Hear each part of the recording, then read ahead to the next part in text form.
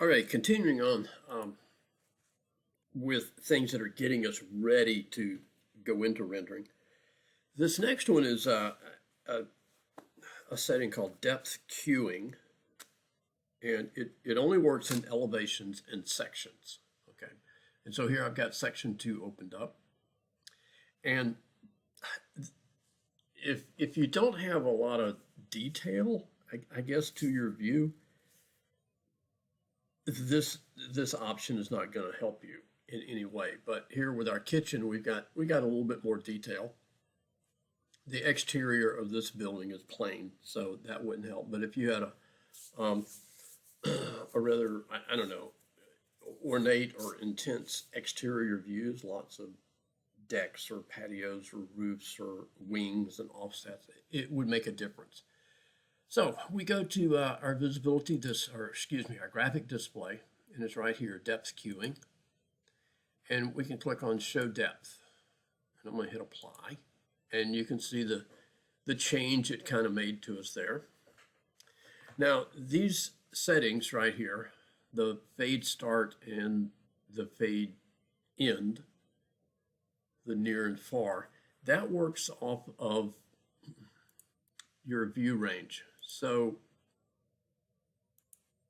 with this one, the view range starts at the cutting plane line and the far clip is just outside of the building. Okay, so you have to keep those things in mind with this. And so we can play with the settings. It starts the fade at 0 or at the cutting plane line. And these values are in percentages. So it's not a distance, it's a percentage of the view range that you have in that view. Okay, and so if we were to pull this, I don't know, we'll say 26%. Okay. So that means it doesn't start fading until it's 26% into the view. Because if you noticed it, let me zoom in a little bit more here. Let's take it back to 0. You'll notice if you look at some of the values on the hidden lines and things, you'll be able to see a little bit more. So let's take that back up, say 30%. You can see a little change in the value, the clarity of those. But if I take the far clip and I pull that back, you can see that it moves that fade ending a little bit closer to you. So it's just a way of playing with those things, okay? So you kind of play with those things around. And the fade limit is either light or dark, okay?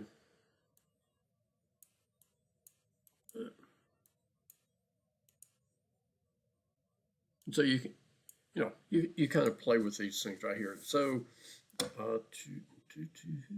if we, okay, so let's put it back here, 0, 100, and 0. Okay, and so there,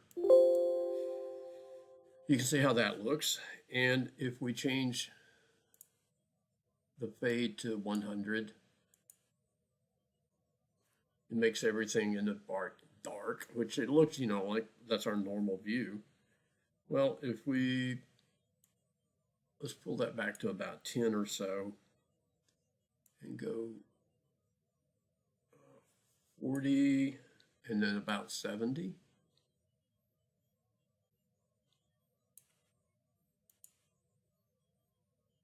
So you can see everything at the front 40% is clear and in its right thing, and everything beyond is faded out. So this is just another, I need to change that, turn that back off. So I'm just going to turn that back off. Okay, so that's just another way to adjust our views. Okay, on to rendering. There's a certain workflow that you go through when you're creating renderings. And what we're doing is we're doing and we did this back in the 1127 class a little bit, and we've done it a little bit in some of the other classes. It's a photorealistic of our model. Okay, so it's like we're creating a photograph of our model. Okay, and so it works. You need a 3D view. It can be an ortho view or a perspective view. So I'm going to come back to here. And so this one is set.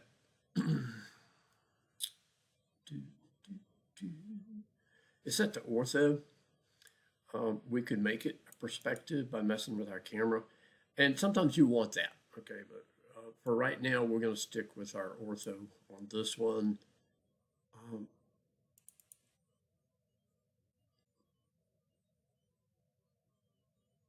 This one, the kitchen interior, I have it set at perspective.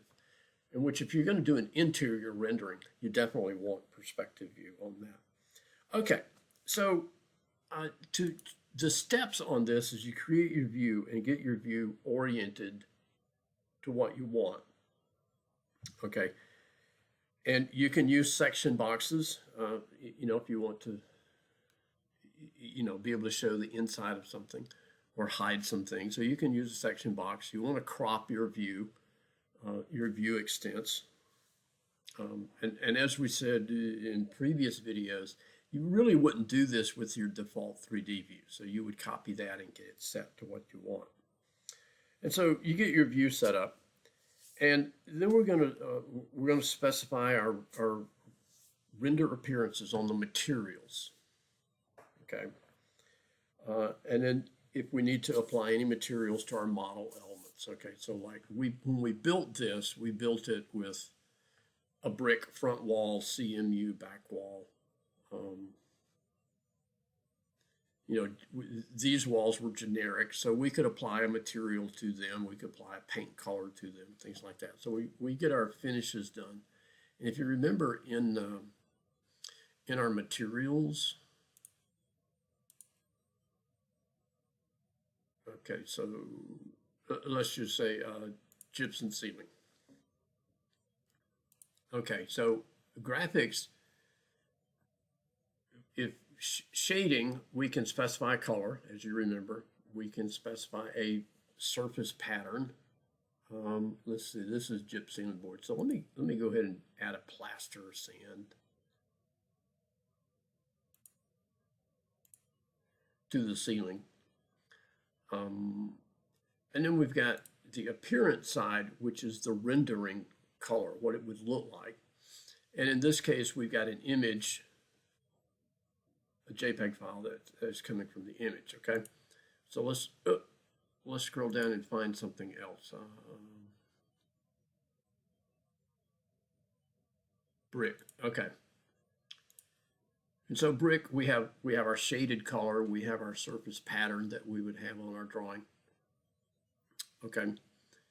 And then we have the image from the bitmap. Okay. And so there's lots of different ones in here. You can look into this and find different colors, different patterns, different sizes, and things like that. So any materials that you want, you need to apply those materials.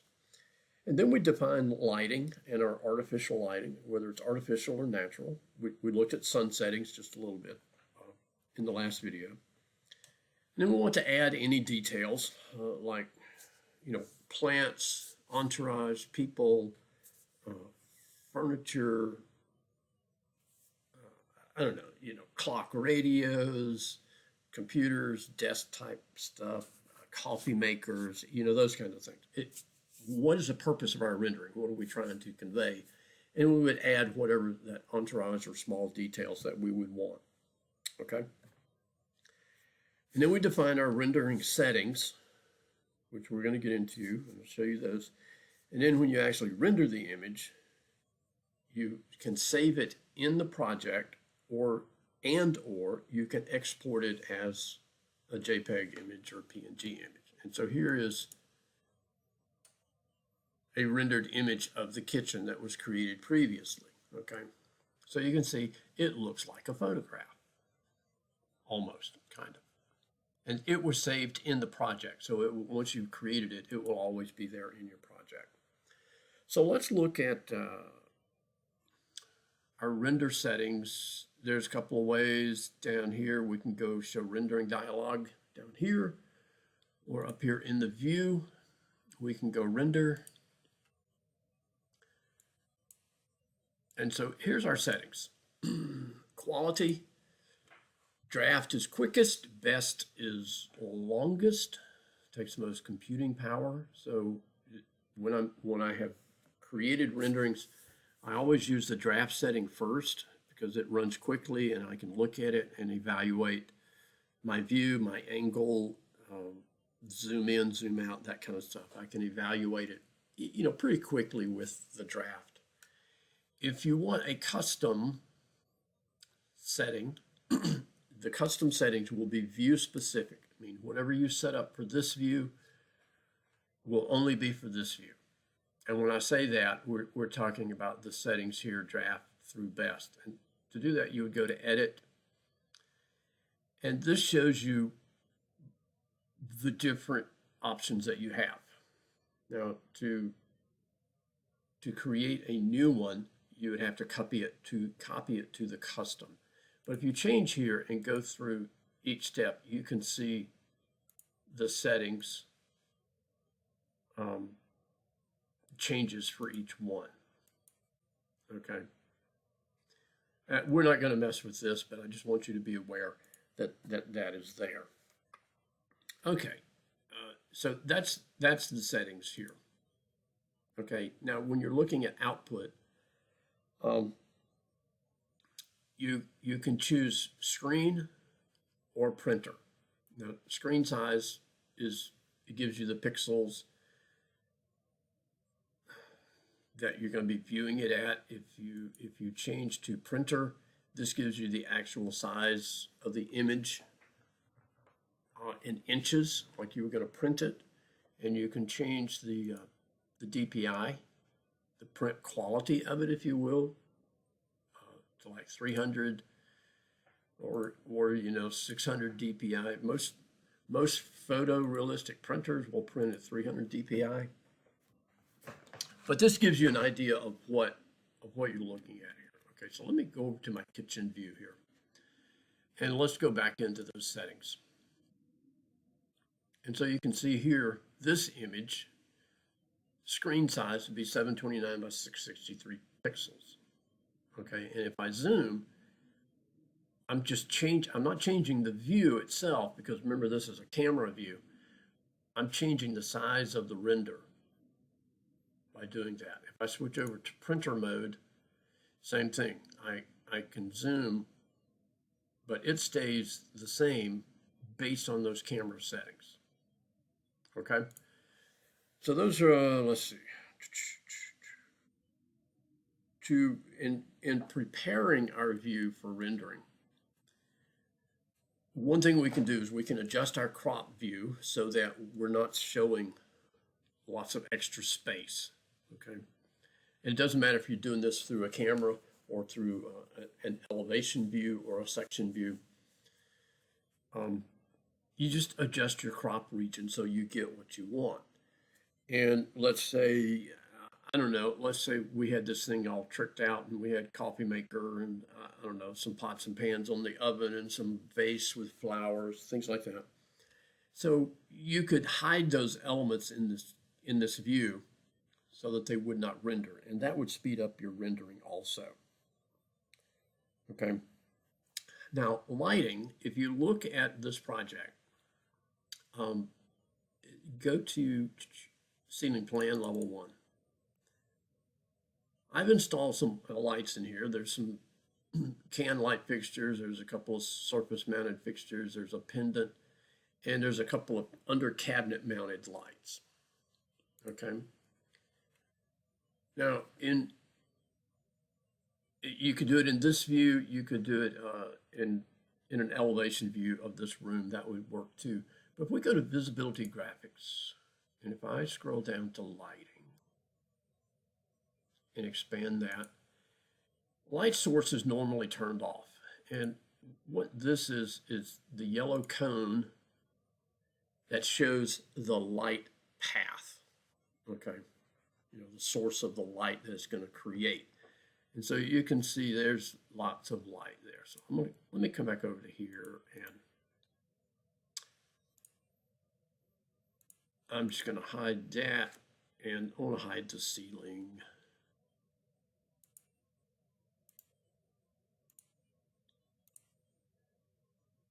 And then let's turn on that light source in here also, just to give you an idea of what.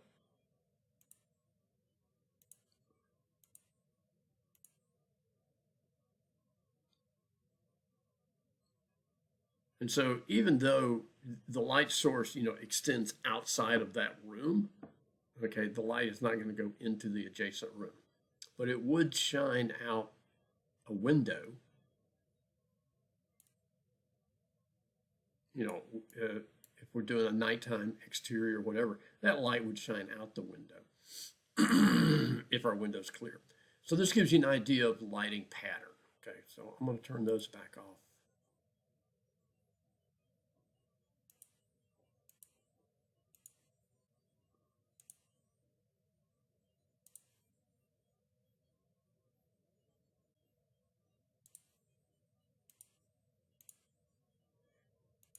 Okay, so let's, whoa, I didn't want to do that.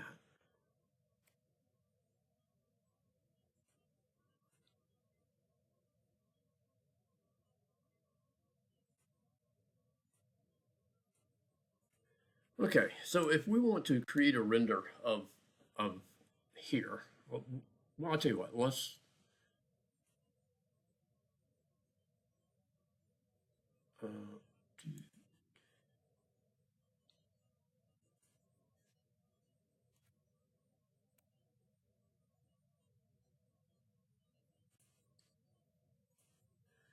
if I do a render, an exterior rendering, and so let me go ahead and duplicate this.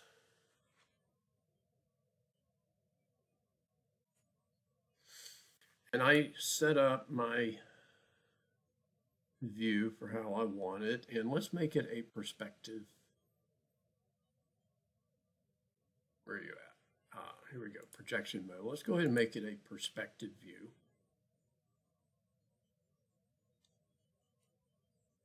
And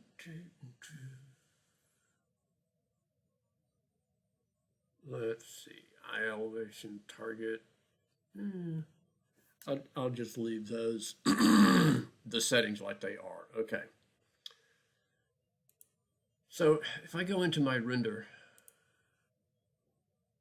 and we'll leave those, let's look at lighting. So we looked at this earlier with the sun settings, as far as time of day, those kinds of things. And we can play with that right here, sun setting.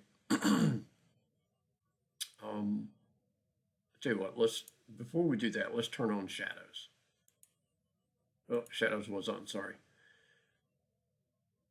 Okay, and so right now, you see my shadows are going back to the left.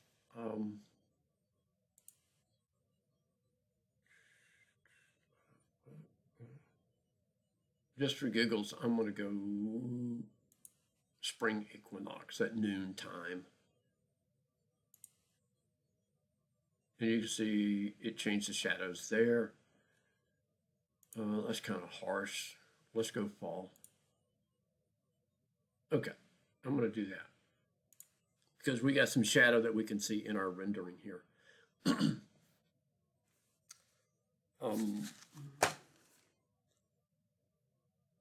Sun settings, lighting. I'll get to lighting of groups in just a moment. If we do a render background right here, we say sky, few clouds. We've got options here. So if we do a few clouds, we'll leave it there.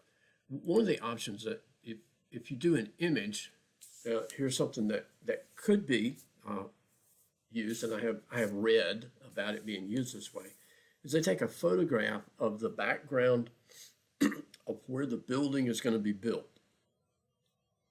Okay, now you have to get your angle of the photograph right to start with. And then you make that the background image for your render for an exterior view. And it would take some, some playing and adjusting to get it, looking right. And then you can place this building in a virtual location of where it's going to be built. Okay, so I don't know, say you're building the house on the lake and you want a photograph of the lake in the background. Well, you take a photograph and you put it in there. If it's in the city and you need the background of the buildings around it, you can do that. So we'll just go a few clouds. And if you want, especially with an exterior scene, you could choose render instead of catching the entire view. Okay.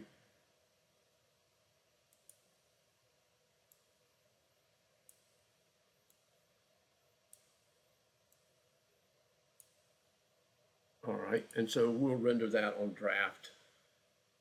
Shouldn't take too overly long, except for my computer's like struggling. I will edit this part out. Okay, so that didn't take too overly long. And this gives you an idea of, of what your image is going to look like. Now what we can do is we can go adjust exposure. And here are those things that we talked about earlier. And we can play with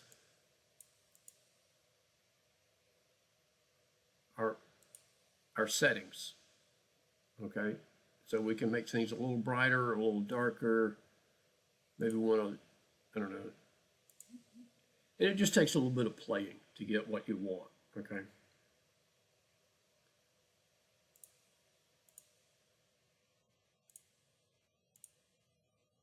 All right, so, and you can say, okay, and save those. Now, if you want to save it to your project, you click here, it'll save it in this folder right here. Renderings, you can export it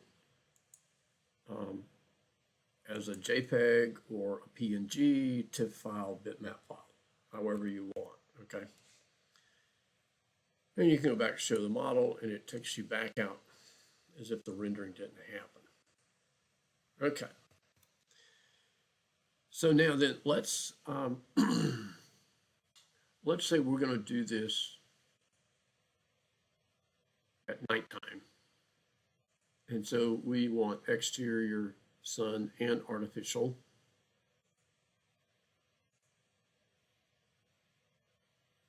And let's change our, let's see, this is September, so let's say 8:30 p.m. Okay. And so now I need to look at my artificial lights. Okay, and so here's all of my lights in this project. They're all listed ungrouped because I have not grouped them yet. I'm at 23 minutes. I'm going to stop now and we'll start a new video when we talk about lighting.